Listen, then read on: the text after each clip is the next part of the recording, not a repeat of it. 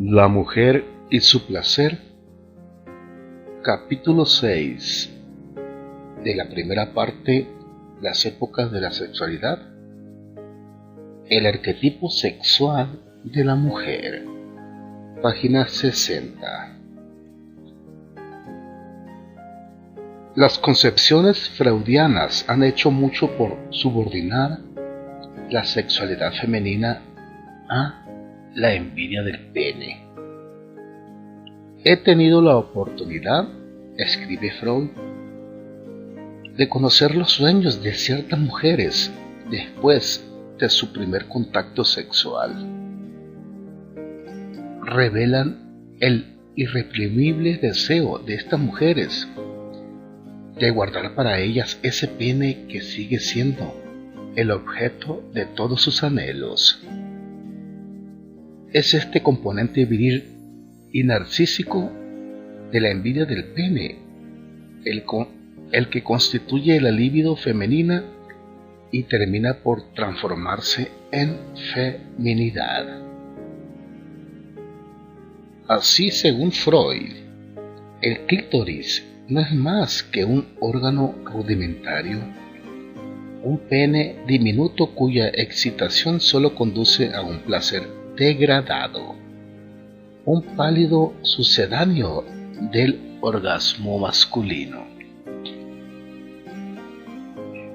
Rehusando derecho de ciudadanía al orgasmo clitoridiano, Freud salía fiador del mito de la inferioridad femenina en materia sexual. Occidente ha vivido basado en esta teoría que tenía la apariencia de una garantía científica hasta que a Masters y Johnson se les ocurrió controlarla en su laboratorio de San Luis. A la luz de sus experimentos, la teoría freudiana se reveló como una teoría falsa. Número 1. En el plano anatómico, el clítoris no es un bosquejo, sino un sistema tan complejo como su homólogo peniano.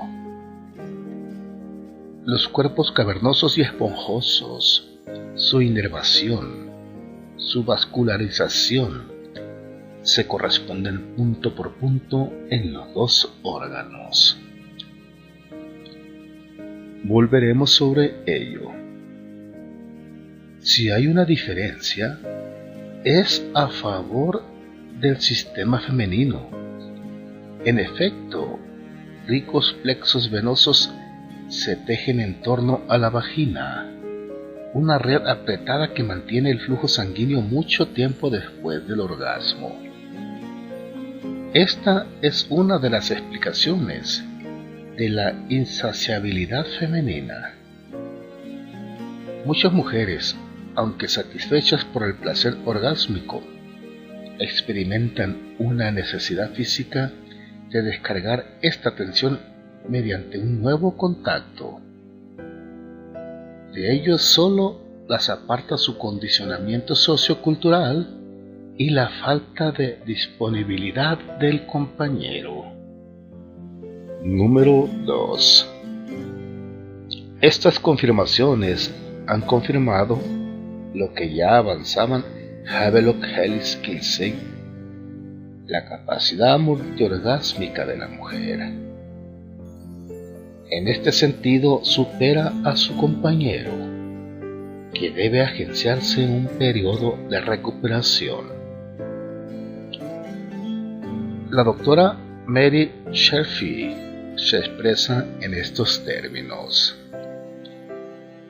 Cuando vuelva a estimularse a una mujer instantes después de su primer orgasmo, en muchos casos puede tener pronto un segundo orgasmo y un tercero, un cuarto, un quinto, un sexto.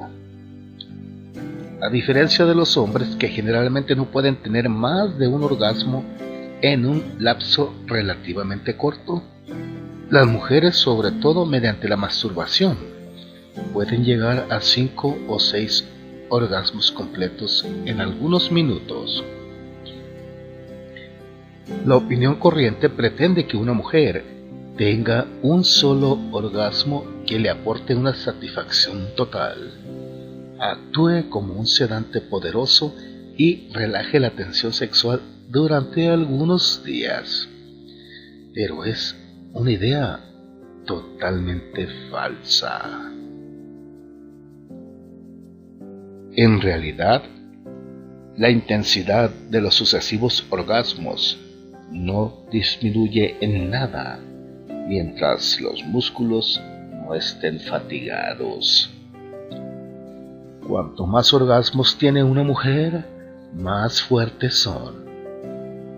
Cuanto más orgasmos tiene, más puede tener. Virtualmente, toda mujer es sexualmente insaciable, sean cuales fueren las alturas que alcance. Mary Chervey, basándose en la experiencia de Masters y Johnson, agrega: la mayor parte de las mujeres se contentan con 3 a 5 orgasmos obtenidos por estimulación manual. Cuando recurren a un estímulo mecánico como el vibrador, pueden pasar horas masturbándose sin cansarse, alcanzando de 20 a 50 orgasmos. No se detienen más que cuando están completamente agotadas.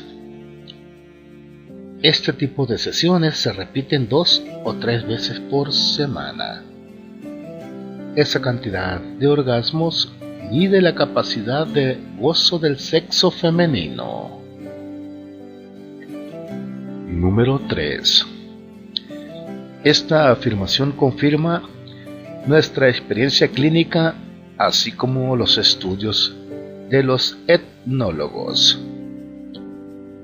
Una gran cantidad de nuestras pacientes nos consultan no por ausencia de orgasmos, sino porque tienen la impresión de no haber alcanzado la verdadera medida de su capacidad orgásmica. De ello se sigue una especie de desencanto, de frustración comparable a la que experimenta un interlocutor que no puede expresarse completamente. A causa de ello, la mujer concibe una especie de resentimiento hacia un compañero que no ha sabido conducirla a su plenitud.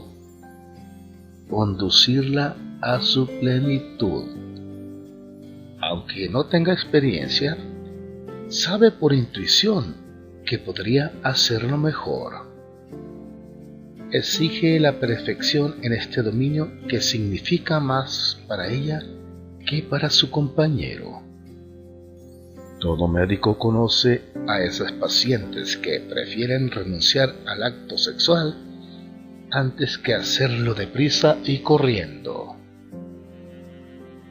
Y es que, con mayor frecuencia que el hombre, la mujer recurre a la sexualidad menos para descargar una tensión biológica que para expresar la plenitud de su feminidad, menos para satisfacer una función erótica que para comunicarse en todos los planos.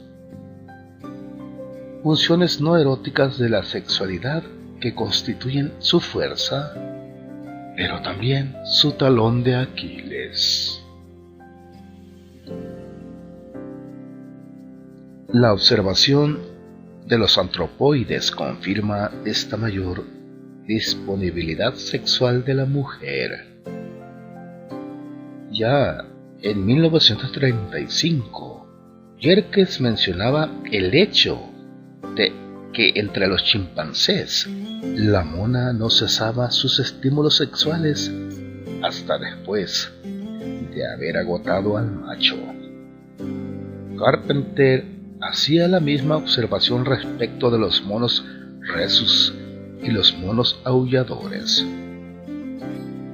Después de los 3 primeros días de actividad sexual, en los que el macho se esfuerza por responder a las incitaciones de su compañera, entra en un letargo del cual no lo sacan los gritos, ni los gestos, ni la agresividad de una hembra en celo. Esta solicita entonces otros machos y va agotándolos sucesivamente. 50 a 60 contactos sexuales durante el periodo de celo no son un suceso excepcional. En la mayoría de las especies antropoides y mamíferas inferiores, la capacidad y receptividad sexuales de las hembras son distintas de las del macho.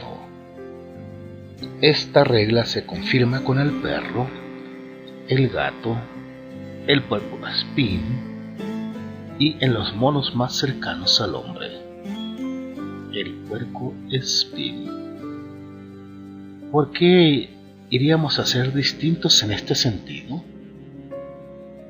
Segura de sus observaciones, Mary Sherfay afirma que la mayor parte de las frigideces femeninas se relacionan con la escasez y brevedad de los coitos. Hace responsable al hombre, incapaz en el plano fisiológico de contactos repetidos y prolongados, de la insatisfacción e insaciabilidad femenina. El hombre es el responsable. Por tanto, en el origen de la mayor parte de las dificultades sexuales femeninas, habría inadecuación de las capacidades biológicas del hombre y la mujer. No lo creemos así. En efecto, sería desconocer los factores psicoafectivos que en la especie humana trascienden a la función biológica. No deja de ser cierto que aún hoy vivimos con el mito de una capacidad sexual reducida de la mujer. La instauración de la contracepción, que tiende a liberarnos de tabúes victorianos, la aparición de las comunidades sexuales, junto con la evaluación científica de las aptitudes fantasmáticas y eróticas de la mujer, comienzan a destruir un dogma que parecía insuperable. Lo que es verdad es que las condiciones socioculturales han desnaturalizado por completo la esencia sexual de la mujer a través de los tiempos. Las condiciones socioculturales. La doctora Sherfay piensa que en los orígenes el potencial erótico de la mujer igualaba el de los otros primates superiores, pero las pulsiones sexuales de la mujer primitiva eran demasiado poderosas e incontrolables, demasiado cercanas a la agresividad, como para acomodarse a la disciplina necesaria para el equilibrio de la vida familiar. Ese equilibrio que requería la presencia de numerosos hijos y el reconocimiento de la autoridad paternal.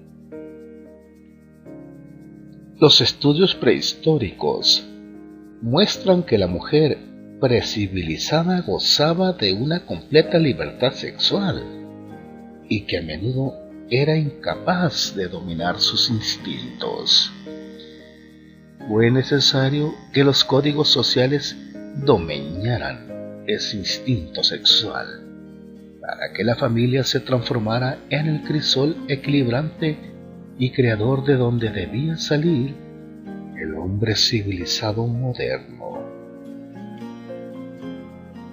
Esta teoría prehistórica de Mary Jane Sherfay debe ponerse en tela de juicio.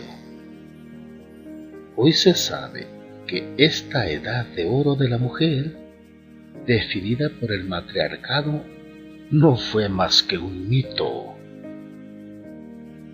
La sociedad, fuese cual fuere su régimen de filiación, siempre ha estado dominada por el hombre.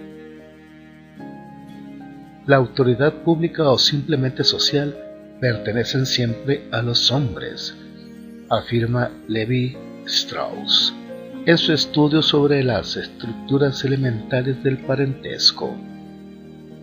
La mujer no es en ningún caso más que el símbolo de la descendencia.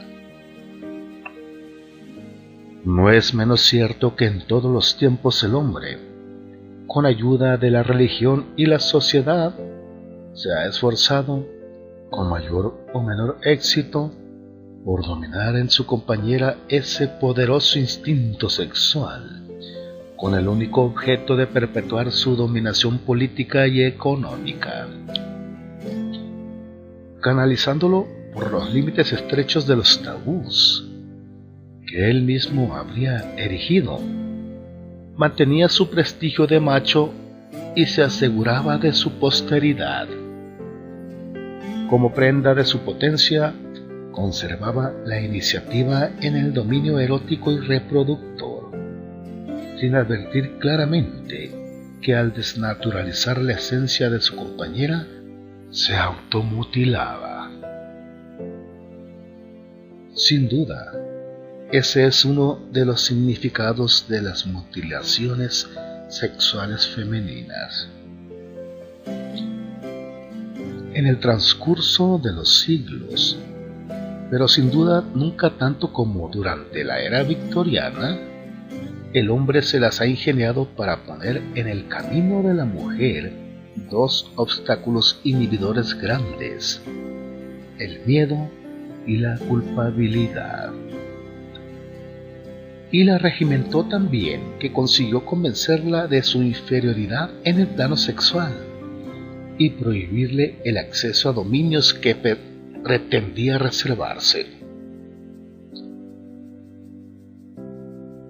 Hasta estos últimos años, temiendo el ridículo o la pérdida de su feminidad, la mujer se había conformado prudentemente con los estereotipos que le imponían una sociedad esencialmente masculina. Jamás se le hubiera ocurrido la idea de pretender un puesto de ministro o reivindicar una vacante en la Academia de la Lengua. Pero, ante los ataques de las feministas impenitentes, los prejuicios caen y el estado de espíritu se modifica. Muy lentamente, es verdad, pero no importa. Ya se ha dado el empujón. Hoy, todos han tomado conciencia de que los arquetipos masculinos y femeninos dependen menos de imperativos biológicos que de condiciones socioculturales y económicas. Las sociedades nómadas, agrícolas y después industriales, han ido definiendo un estatuto de la mujer que dependía estrechamente de su estructura de producción y de trabajo. El ejemplo privilegiado de los chachambulis, poblados de los mares del sur, nos muestran con toda claridad la plasticidad de los estereotipos sexuales. En esta civilización, la mujer es el elemento dominante, agresivo y responsable. La mujer caza, pesca, comercia, se reserva la iniciativa en materia erótica y muestra una propensión enfadosa al chismorreo y las disputas con sus congéneres. Por tanto, el estereotipo sexual está impuesto por la sociedad que, según su conveniencia, erige en normas ciertas características biológicas del individuo. La mujer victoriana, reprimida, mostraba a menudo los signos clásicos de la histeria, descritos por Freud: sexualidad provocativa contenida por una moralidad rígida y puritana.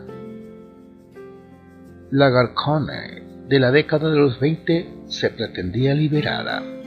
Se lanzaba ya a una promiscuidad desenvuelta que menospreciaba toda inversión afectiva. En realidad, la imposibilidad de manejar la anticoncepción le impedía beneficiarse realmente de su comportamiento pretendidamente liberada. La mujer moderna tiene más posibilidades. Al operar bajo protección, exige relaciones sexuales satisfactorias y numerosas. Se comprende que, como escribe Lach, haya podido cambiar la imagen de las mujeres. Hoy, las mujeres han perdido mucho de su reserva. A ojos de los hombres son más accesibles como compañeras sexuales, pero también más amenazadoras. Antaño, los hombres se quejaban de la poca participación de las mujeres en los intercambios sexuales. Hoy, su actitud los intimida y están angustiados por la idea de no poder satisfacerlas. Un personaje de Heller, Bob Slagum, exclama: «Lamento que hayan descubierto que ellas también podían tener orgasmos». De hecho, asistimos hoy a una conversión espectacular en las parejas que nos consultan por inhibición del deseo sexual. Hasta la década de los 70 era más frecuentemente el hombre el que se quejaba de las reticencias y el poco entusiasmo de su compañera para participar en los juegos eróticos. Hoy le toca al hombre estar al pie del lecho, sino al pie del muro. Necesita a cualquier precio satisfacer a su compañera. Ese es su pasaporte de virilidad. Final de la primera parte. Las épocas de la sexualidad. Página 65.